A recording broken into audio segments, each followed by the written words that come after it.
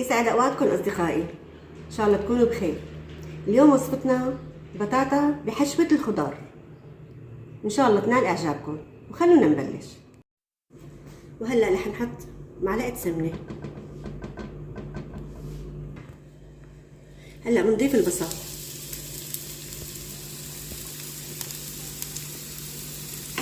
حمصه شوي.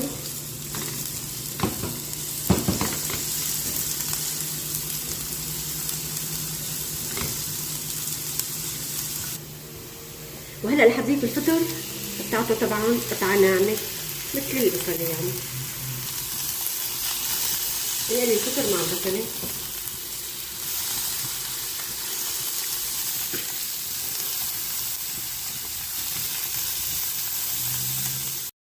هلا بعد ما قلينا الفطر مع البصلة، نحط اللحمة اليوم مع بعض.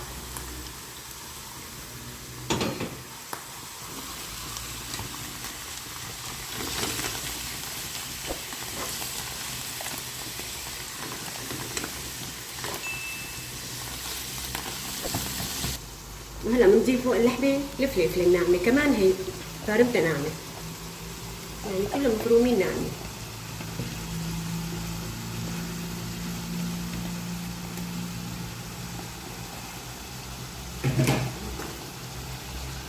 هلا بنحركهم كلهم مع بعضهم سوا. شوفوا ما احلى هالمنظر، بجنن يعني.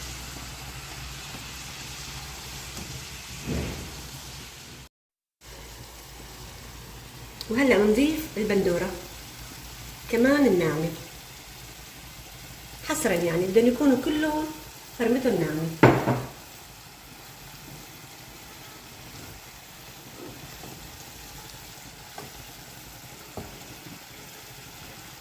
والله تقولوا لي شلون هالمنظر، مشي حلو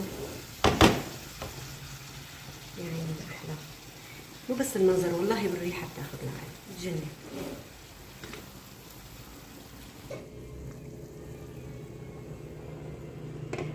هلا بنغطي عليها، نتركها لحتى تستوي.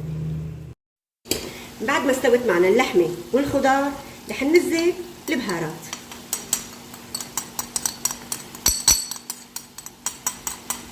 طبعا هي عم نحط الصوص.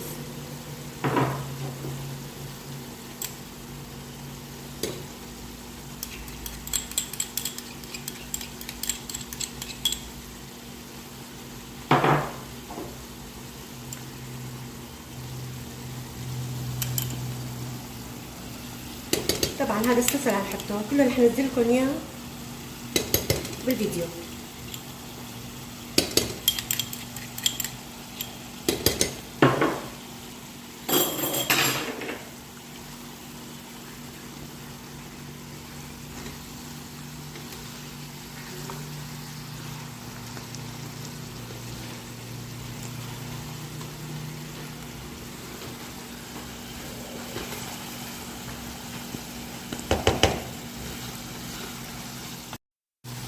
وهلا اخر شيء بنضيف له دبس بندوره.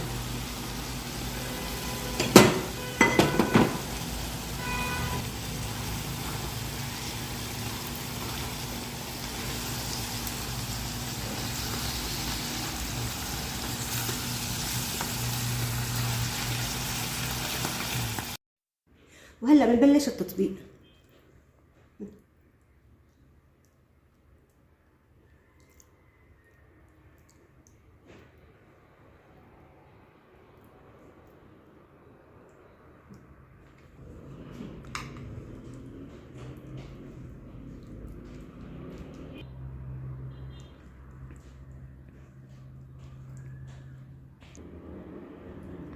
اعملوها بهالطريقه اللي انا هلا عم ساويها، وكتير كتير رح تعجبكم.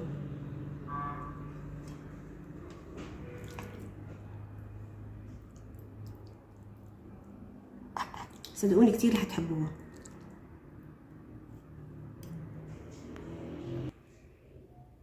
لأنها بالطعمة طيبة وبالشكل مميزة.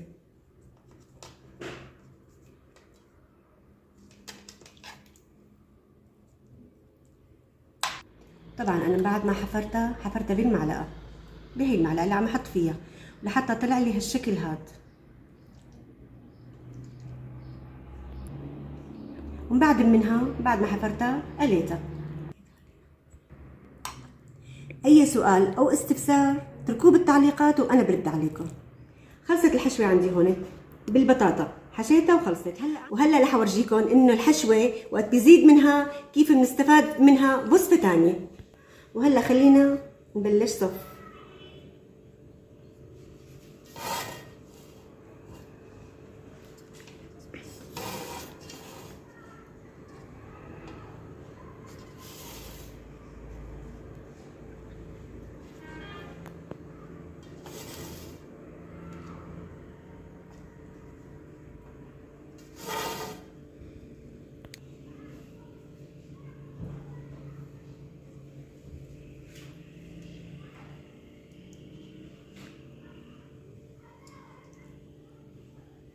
وهلا هيك.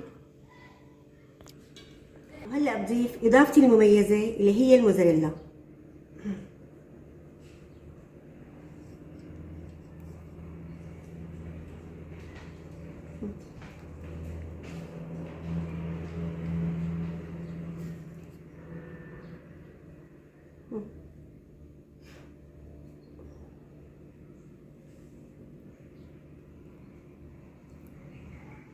وهلا بندخل الصينيه على الفرن بحراره حاميه لمده 10 دقائق.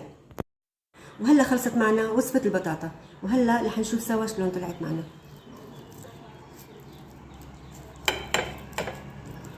ما شاء الله عم تقلب لانها مستويه كثير. وهيك طلعت معنا الوصفه من داخلها. شوفوا ما احلاها، كثير حلوه وكثير منظرها شهي. ان شاء الله تكون نالت اعجابكم. اشتركوا بالقناه وبشوفكم بفيديو جديد. سلام.